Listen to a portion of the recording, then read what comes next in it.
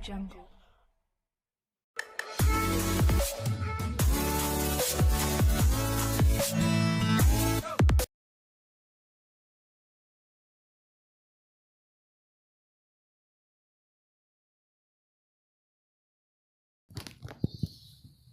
Bismillahirrohmanirrohim. Assalamualaikum warahmatullahi wabarakatuh. Alhamdulillah, sholatan wassalaman ala rasulillah. Baik anak-anak, kembali lagi di materi pembelajaran daring, yakni pelajaran pendidikan agama Islam dan budi pekerti. Kali ini kita akan membahas bab 5 dengan judul Dahsyatnya Persatuan dalam Ibadah Haji dan Umroh. Yang pertama, kita akan membahas tentang ibadah haji. Pengertian haji. Secara bahasa, haji berasal dari bahasa Arab, yaitu haji yang artinya menyengaja sesuatu. Sedangkan menurut syara, haji adalah sengaja mengunjungi Ka'bah atau rumah Allah Subhanahu wa Ta'ala untuk melakukan beberapa amal ibadah dengan syarat-syarat yang telah ditentukan. Ibadah haji rukun Islam yang kelima. Ibadah haji hukumnya wajib bagi yang mampu, sebagaimana firman Allah Subhanahu wa Ta'ala dalam surat Al-Imran ayat 97.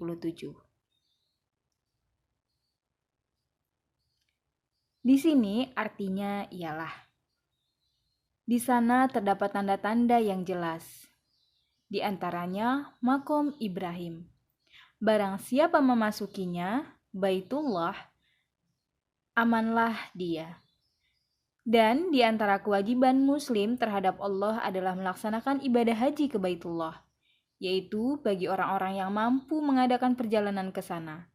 Barang siapa mengingkari kewajiban haji, maka ketahuilah bahwa Allah Maha Kaya, tidak memerlukan sesuatu dari seluruh alam. Nah, tata cara melaksanakan ibadah haji dan umroh ada 3 macam, yaitu yang pertama ifrad, yaitu mengerjakan haji terlebih dahulu, baru mengerjakan umroh. Yang kedua ialah tamattu, yaitu mengerjakan umroh terlebih dahulu, baru mengerjakan haji. Dan yang ketiga ialah qiran, yaitu mengerjakan haji dan umroh secara bersama-sama. Nah, syarat wajib haji ada 5. Yang pertama, beragama Islam. Kedua, baligh. Ketiga, berakal sehat. 4, merdeka. 5, mampu. Sedangkan rukun haji itu ada 6.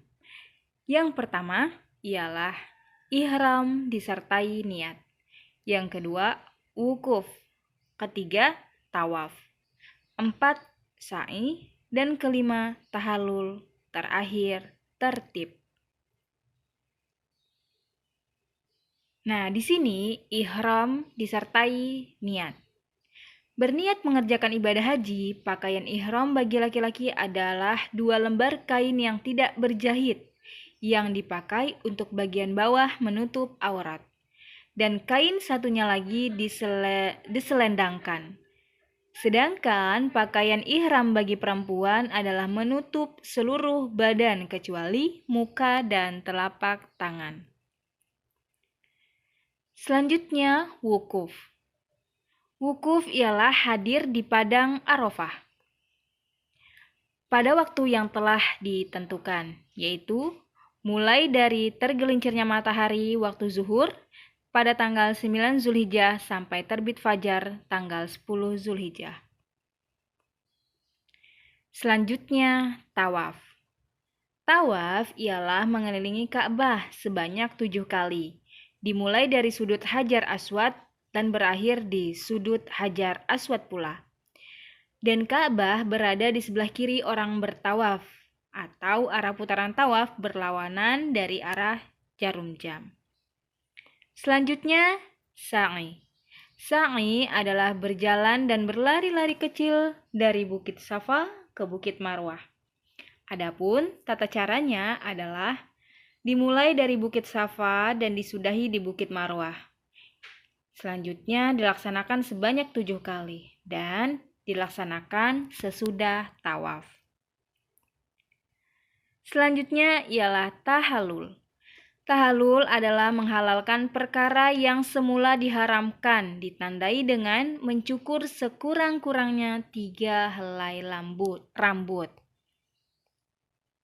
Nah, setelah itu di sini ada wajib haji. 1. Ihram dari miqat. 2. Bermalam di Musdalifah. 3. Melontar jumroh Aqobah pada hari raya haji. 4. Melontar 3 jumroh. 5. Bermalam di Mina. 6. Tawaf wada.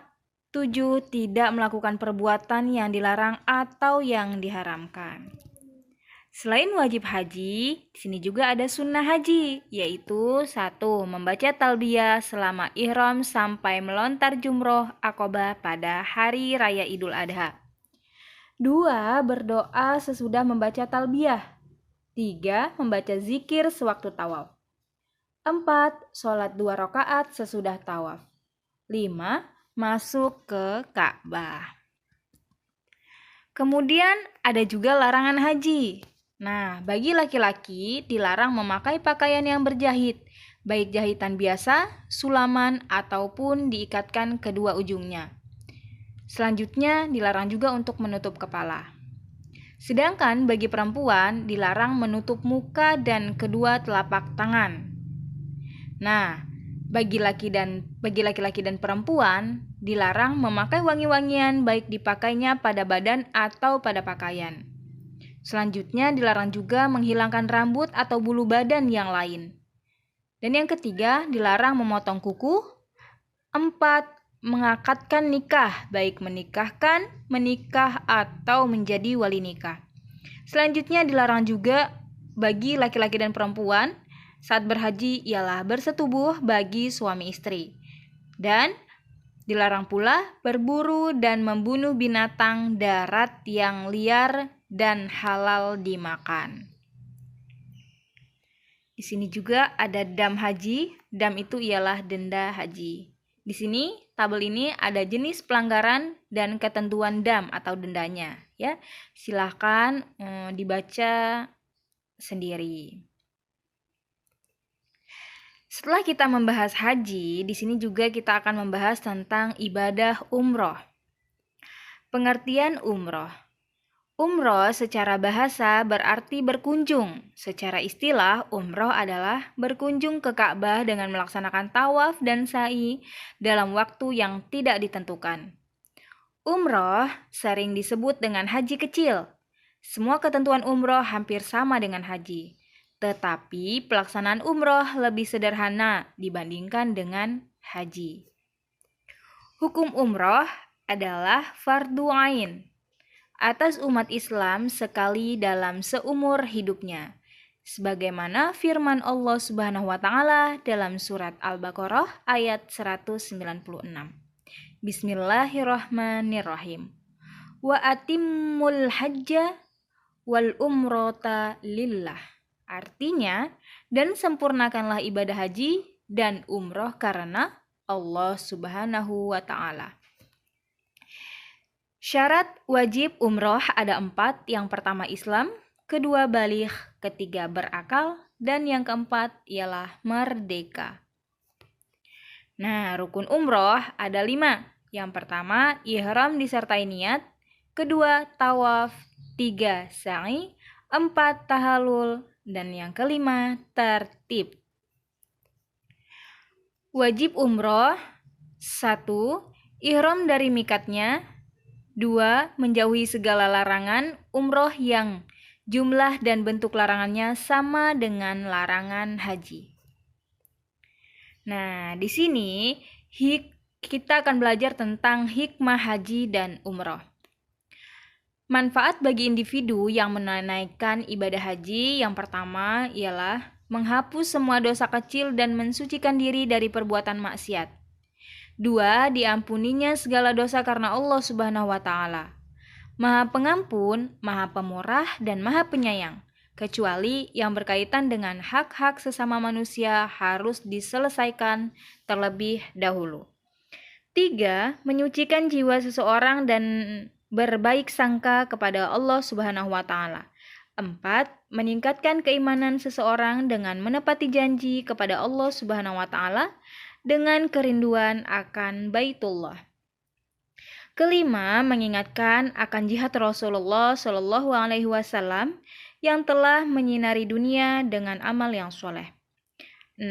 Melatih sifat sabar dan disiplin serta mendorong untuk berkurban lebih mengutamakan orang lain atas dirinya sendiri. 7.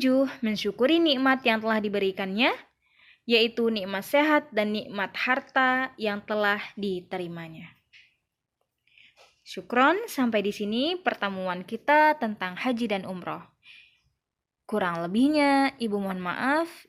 Ibu akhiri, wallahu muwaffiq ila aqwamit thoriq. Wassalamualaikum warahmatullahi wabarakatuh.